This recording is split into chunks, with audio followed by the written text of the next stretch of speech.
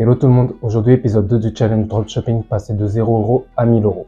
Allez, c'est parti. Au programme aujourd'hui, j'ai 3 choses à faire. Premièrement, je vais essayer d'optimiser mes pages de collection. Deuxièmement, je vais essayer de trouver une application pour la comptabilité, pour essayer de faciliter ma comptabilité parce que l'application que j'ai gratuite, elle n'est pas très efficace. Et troisièmement, je vais aller voir les résultats sur mes deux boutiques, sur la boutique qui est un peu efficace avec la publicité et l'autre boutique où j'ai à peine de faire la publicité.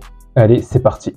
Bon, là, je suis parti pour une bonne heure vu que j'ai quand même beaucoup de collections sur mes boutiques. Sur la première boutique, j'ai, je pense, une trentaine de collections. Et sur ma deuxième boutique, je pense j'ai une quinzaine, voire une vingtaine de collections. Et en fait, ce que je vais faire, c'est que je vais essayer de mettre des liens sur chaque collection qui va rediriger à chaque fois vers une autre collection. Donc, par exemple, on aura la collection 1 qui aura un lien qui va rediriger vers la collection 2 qui va rediriger vers la collection 3. Et ça améliore en fait le SEO. Et c'est la raison pour laquelle je le fais. Donc maintenant, je suis parti sur mon ordinateur et on se revoit tout à l'heure.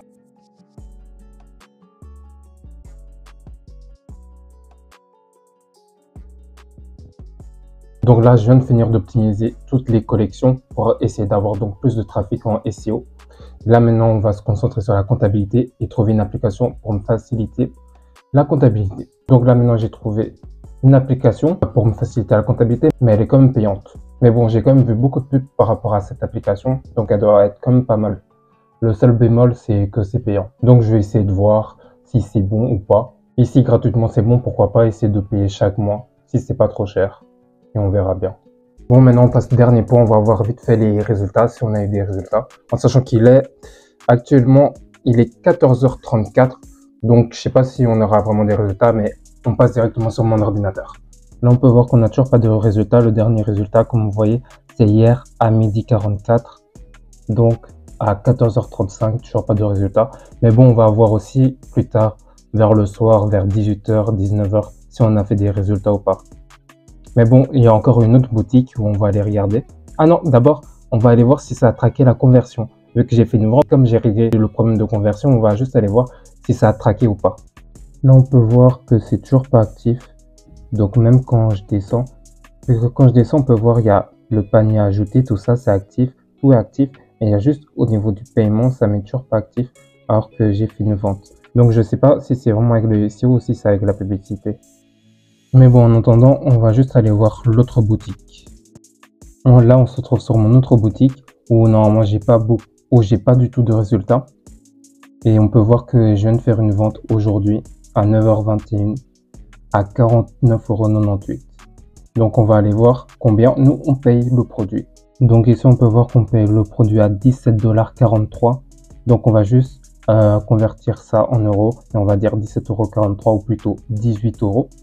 Donc 50 € moins 18, ça nous donne 32 €. Donc 32 € normalement de bénéfice, mais moins les 20 € de publicité qu'on fait, tu fais 32 moins 20, ce qui nous donne 12 € de bénéfice. Comme on a pu le voir, j'ai fait qu'une vente pour l'instant, mais il faut savoir que sur cette boutique, la publicité, je la teste depuis une semaine. Donc après une semaine, le fait qu'on ait une vente, c'est quand même déjà bien.